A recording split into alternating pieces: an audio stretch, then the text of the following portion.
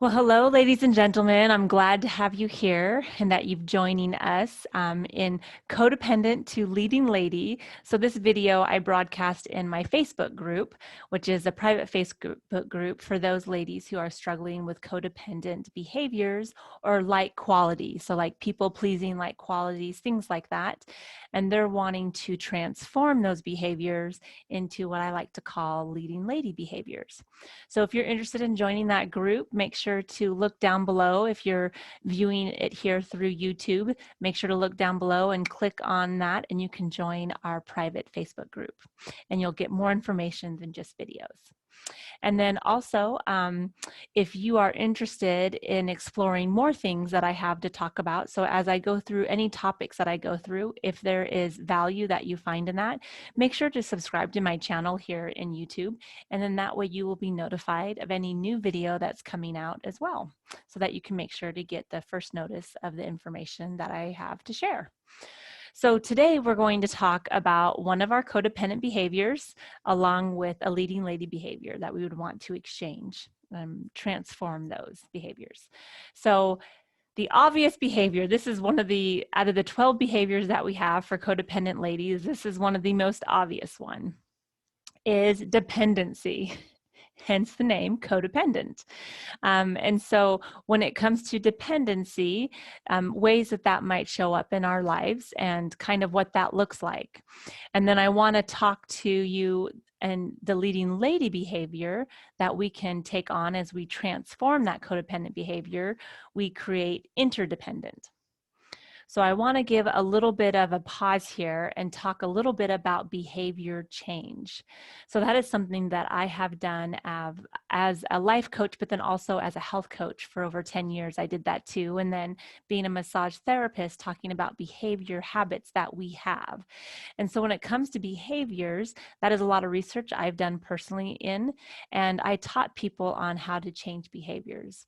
And one of the things that I've learned is that you don't necessarily get rid of a behavior, but you can exchange it for something else, because having a void is a harder concept for our brain to do.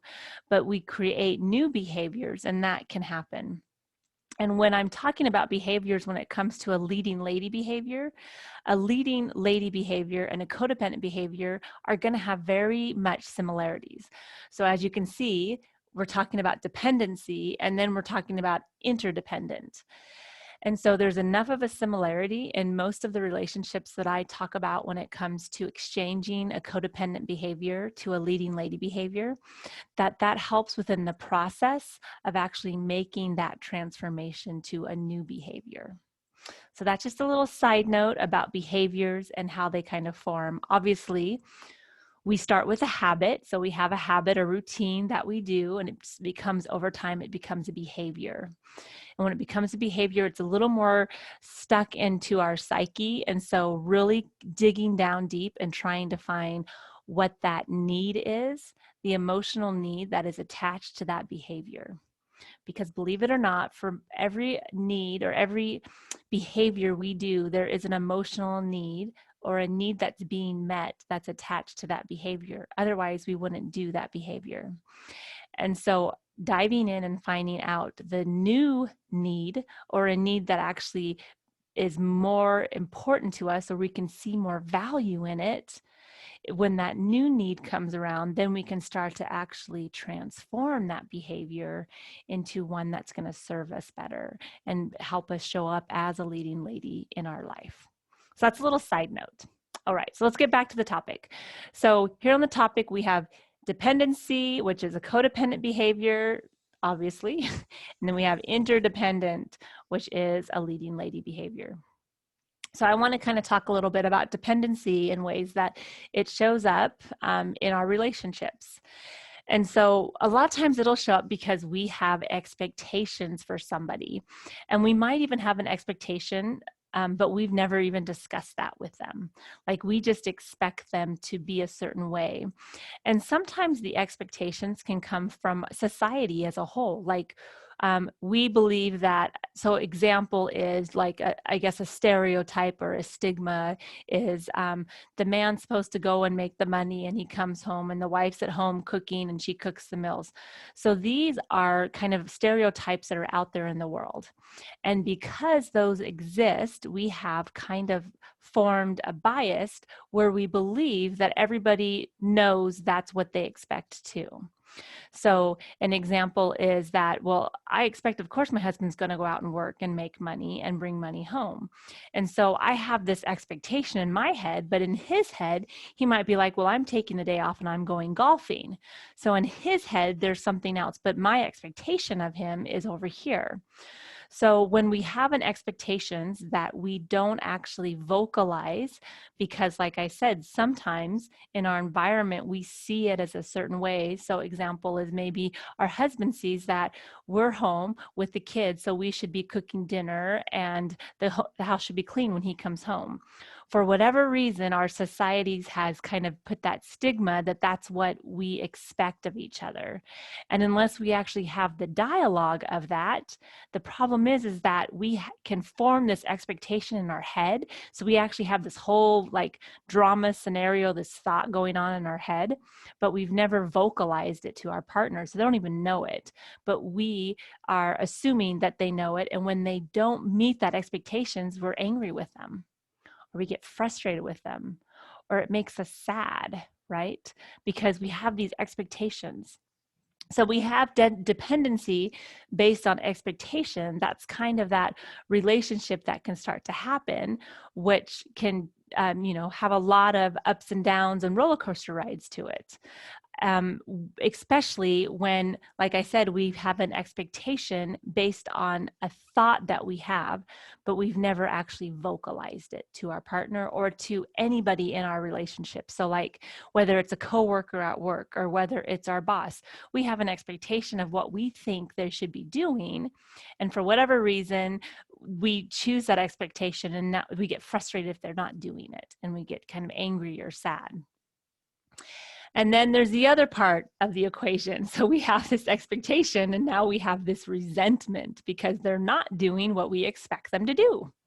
So it's really that teeter-totter, right? So we're kind of losing at both ends. We have this expectation, they're not doing it, so we resent them. And then we resent them, we have a expectation again and they don't meet it, now we're resentment again.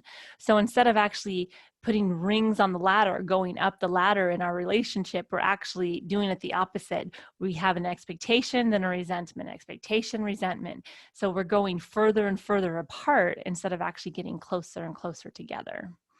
So when it comes to dependency, that can really be a struggle in a relationship. And I want to say that there is a blog that I wrote about this, of course, and that's going to go into a little bit of other details, but it's a real quick read. So if you want to click down below or within the group, you're going to see that the blogs come up and that you can go ahead and go to the blog and kind of read that and go over this, a little bit more in a way to view it and get some more information out of it for you. So if you want to view the blog, please make sure to go and do that as well. And so here we are, dependency with expectations forming resentments. And then here we have interdependent. So interdependent is more like a self-respect type thing. So we are clear on what we need to do because we're interdependent of them, but yet we have an open relationship in which we're talking and communicating, and we don't form in our thoughts expectations that we haven't yet vocalized. Right? One of the things I talk about a lot with codependency is I talk a lot about we have an expectation that we've never vocalized, but we can also make a suggestion, or we can ask. We can ask for something. We can always ask for something, realizing that what their response is going to be totally up to them, and we can't coerce or try to make them think a certain way or try to persuade them into that. The more we try to do that, the more we're pulling against it instead of actually creating more of a connection with any relationship that we have. And so when it comes to self-respect, the more that we self-respect ourselves, we actually respect them as well. So we give them this space to do what they need to do, and we actually respect it and give us the space of what we need to do. And then dignity is a big part in interdependency, because dignity means that I give myself dignity for my faults and my successes, and I give my partner the dignity, or, whatever relationship it is, the dignity for their faults and their successes, whatever that is. And it's not up to me to judge that. It's just up to me to give them the space to be able to do that, so that I'm not putting demands on them, that I'm not putting, like, again, that expectation on them. So I'm giving myself dignity and respect. So dignity and respect is a huge thing within interdependent. And then also that helps you to give that fine line between, especially in like a partner type relationship, if one partner is doing something, let's say they're succeeding in doing something more, or they're trying to get out of a slump, and so one partner is trying to do that, the other partner can start to bring that person down if that partner allows it, right? So it can be, let's say that one partner, a big thing is one partner decides to lose weight, and the other partner doesn't want to have anything to do with that. So that partner goes out and goes walking and does that. But then the other one says, well, you should sit here and watch TV with me. Don't go for a walk. And it's not that they are trying to sabotage your success. It's just that they are in that dependency mode, and that's a comfortable mode. And they get afraid that something's going to change or shift. So when it comes to a relationship, when it comes to dependency, understanding that as you transform it into interdependent, being really aware, like having your eyes wide open, that as you're transforming this to an independent relationship, that there can be hurt feelings. You can feel like they're not supporting you in what it is you're trying to do as you're being interdependent, and they can feel abandoned, that you are abandoning them. And these are things to be really aware of when you're starting to transition into becoming interdependent. The one reason you want to be aware of it, because then if you're already aware of it before it happens, it's not a surprise. It's not like, why is he doing this? It's like, oh, of course he's doing this, because we're in a dependent relationship. And sometimes with that dependent relationship, when I start to do something else, he might feel like his feelings are hurt, that I'm not spending as much time with him. He might feel like I'm abandoning him. And I might feel that he's not supporting me in what it is that I'm trying to do.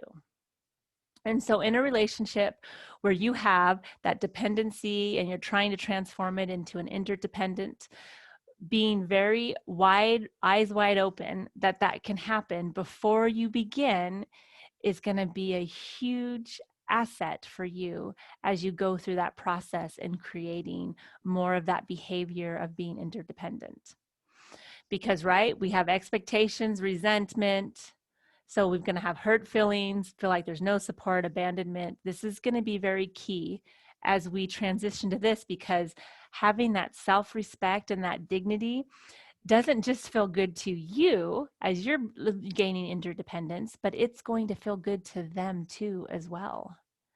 And knowing that and being aware that there can be a struggle at the beginning can really help you throughout the process, so you don't feel like you are failing. Instead, you're understanding, oh yes, of course this is going to happen.